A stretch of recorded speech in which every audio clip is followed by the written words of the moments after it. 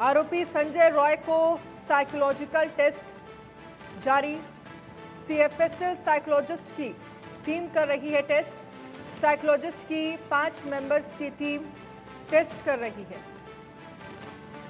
तो ये बड़ी खबर आपको दिखा रहे हैं। आरोपी संजय रॉय का साइकोलॉजिकल टेस्ट जारी है। साइकोलॉजिस्ट की टीम जो है वो टेस्ट कर रही है। सीएफएसएल साइकोलॉजिस्ट की टीम टेस्ट कर रही है इस पूरे मामले को लेकर। साइकोलॉजिस्ट की 5 मेंबर्स की टीम है जो इस टेस्ट को कर रही है, जिसमें तमाम सवाल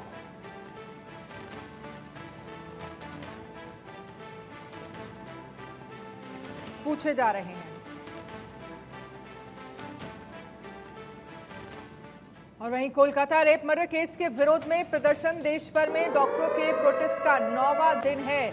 शहर शहर डॉक्टर निकाल रहे हैं विरोध मार्च। दोषियों को मौत की सजा देने की मांग कर रहे हैं। तो शहर शहर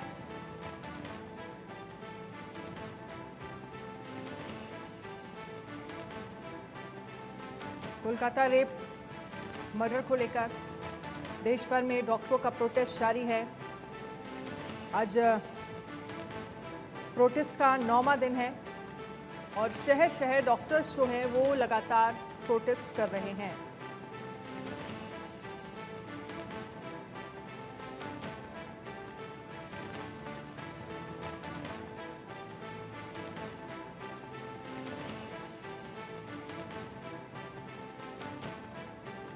যে আমরা আরজিকর হসপিটাল থেকে বলছি আপনার মেয়ে অসুস্থ, তো তখন এটুকু বলে লাইন কেটে দিয়েছেন।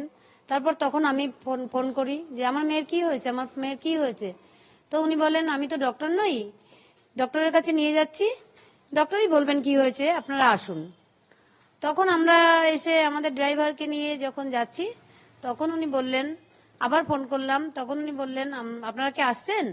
আমি মানে উনি কে ছিলেন, আমি অ্যাসিস্ট্যান্ট সুপার বলছি, আপনার মেয়ে সুইসাইড করেছে। কবে বলেছিলেন কি টাইম? বৃহস্পতিবার 10:53।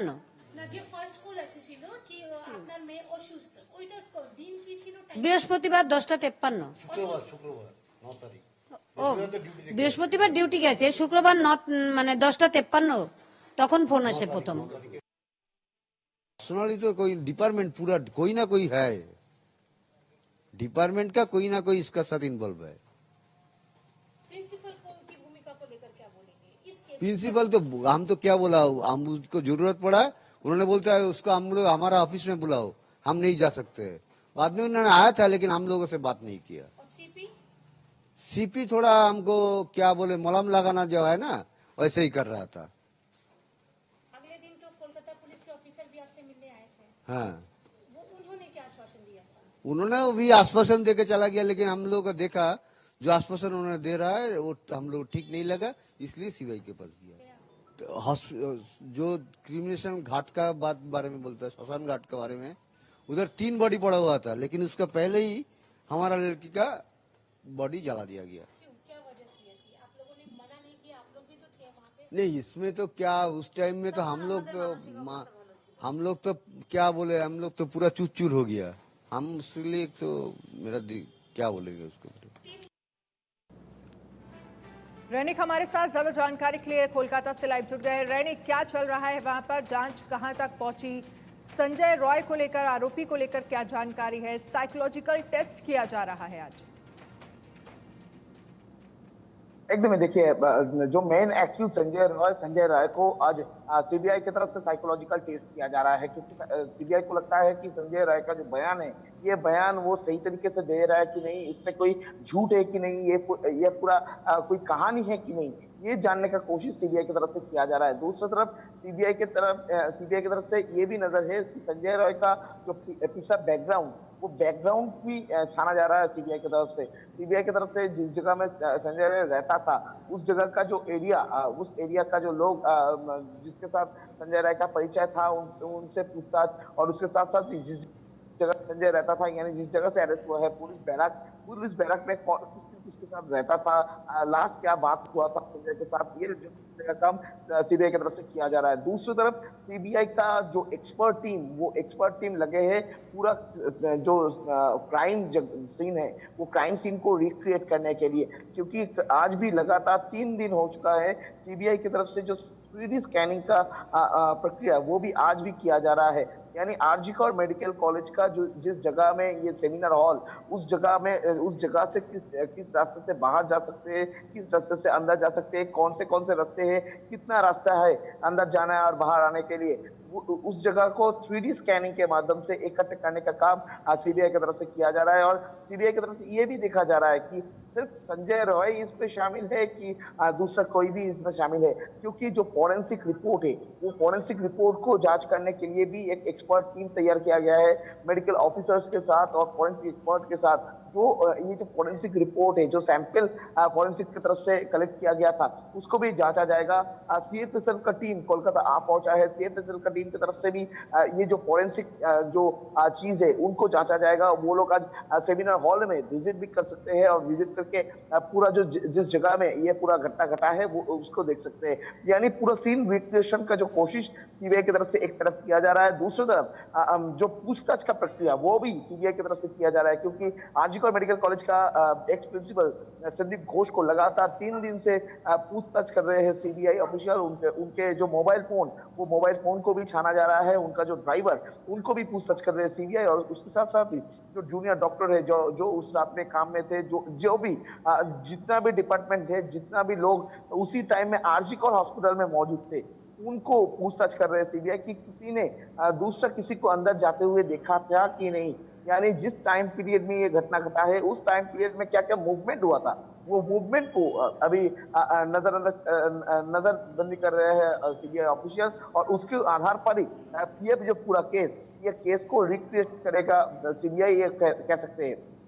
दूसरी तरफ अगर देखा जाए तो ये पूरा घटना को लेकर पूरा देश भर में जिस तरीके का प्रोटेस्ट चल रहा था, कोलकाता में भी आज भी बहुत सारे प्रोटेस्ट दिखने को मिल रहा है डॉक्टर्स की तरफ से। सुबह से ही लगातार आज 10 दिन हो चुका है डॉक्टर्स की तरफ से प्रोटेस्ट दिखाया जा रहा है, क्योंकि सबका एक ही मांग है कि इस तरीके का जो घटना आरजी कौर मेडिकल कॉलेज में हुआ है उसके बाद सही तरीके से जस्टिस मिले ये विक्टिम को। और विक्टिम का परिवार की तरफ से जो दावा किया जा रहा है, आप जो वीडियो फुटेज हम लोग अभी दिखा रहे थे कि परिवार की तरफ से, विक्टिम का परिवार की तरफ से जो दावा किया जा रहा है कि कोलकाता पुलिस बहुत जल्दी में था ये डेड बॉडी को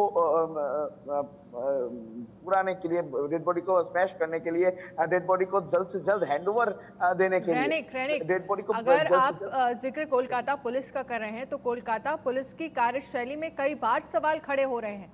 सबसे पहले जो क्राइम ऑफ सीन था उस जगह को सील नहीं किया गया, गलत इंफॉर्मेशन फैमिली को दी गई, पेरेंट्स को गलत इंफॉर्मेशन दी गई। ऐसे तमाम सवाल हैं जो कोलकाता पुलिस की कार्यशैली पर सवाल खड़े कर रहे हैं। एकदम ही कोलकाता पुलिस का जो इन्वेस्टिगेशन था इसके ऊपर बहुत सारा सवाल आता है। अगर पहला दिन से आज तक देखा जाए तो बहुत सारे सवाल एक से बढ़कर एक सामने आएगा, क्योंकि पहला दिन जिस दिन में ये घटना घटा था, यानी फ्राइडे सुबह जो इंफॉर्मेशन फैमिली के पास पहुंचा था, जैसे कि विक्टिम के परिवार की तरफ से कहा जा रहा है कि जो फोन कॉल आया था असिस्टेंट सुपर की तरफ से फोन कॉल आके बोला गया कि आपका बेटी सुसाइड किया है। तो ये इस बात को लेकर पुलिस की तरफ से कोई कार्रवाई क्यों नहीं किया गया, पहला सवाल। दूसरा सवाल, कोलकाता पुलिस की तरफ से जो एफआईआर दायर किया गया है, जो पोस्टमार्टम टाइम और एफआईआर का जो टाइम, इस टाइम के अंदर में आप देखेंगे डेड बॉडी जब पहली बार देखा गया था, जिस टाइम में फैमिली को इन्फॉर्म किया गया था उसके ठीक 6 घंटे बाद एफआईआर दायर किया गया था कोलकाता पुलिस में। कोलकाता पुलिस एफआईआर स्टार्ट किया था। ये इसी जगह से सवाल आता है क्यों 6 घंटा टाइम लगा पुलिस को एफआईआर स्टार्ट करने में, क्यों सुओ मोटो केस चालू नहीं किया गया। पहला ये सवाल जब आता है, उसी टाइम में सवाल आता है कि शाम 5 बजे के बाद फॉरेंसिक जो पोस्टमार्टम किस तरीके से परमिशन मिला कोलकाता पुलिस को करने के लिए। अगर कोलकाता पुलिस की तरफ से ये जो पोस्टमार्टम किया ही जा रहा है तो शाम को 5 बजे क्यों पोस्टमार्टम किया गया। शाम को 5 बजे अगर पोस्टमार्टम किया गया, ये सवाल जब आता है उसी टाइम में सवाल आता है जिस जगह में बहुत बड़ा सवाल है कि क्राइम प्लेस को आखिरकार सीन क्राइम प्लेस को सील क्यों नहीं किया गया, ऐसे तमाम सवाल खड़े हो रहे हैं कोलकाता पुलिस को। और आप कह रहे हैं कि 6 घंटे बाद एफआईआर दर्ज की गई। आप हमारे साथ रहिएगा, आगे भी इस पर हम चर्चा करेंगे, लेकिन इसी बीच एक बड़ी खबर का रुख कर लेते हैं। कोलकाता रेप मर्डर केस में सीबीआई की जांच जारी। पूर्व प्रिंसिपल संदीप घोष से लगातार तीसरे दिन पूछताछ। संदीप घोष से अब तक 35 घंटे पूछताछ हो चुकी है। आरजीकर मेडिकल कॉलेज के पूर्व प्रिंसिपल हैं संदीप घोष और 35 घंटे पूछताछ संदीप घोष से हो चुकी है। और हमारे साथ रैनिक बने हुए हैं। रैनिक, 35 घंटे की पूछताछ में संदीप घोष से क्या सामने निकल कर आया?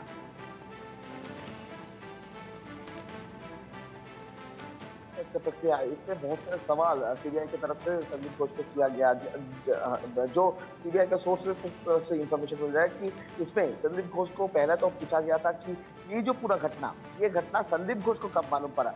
संदीप घोष को अगर मालूम पड़ा तो किसके थ्रू ये खबर उनके पास पहुंचा।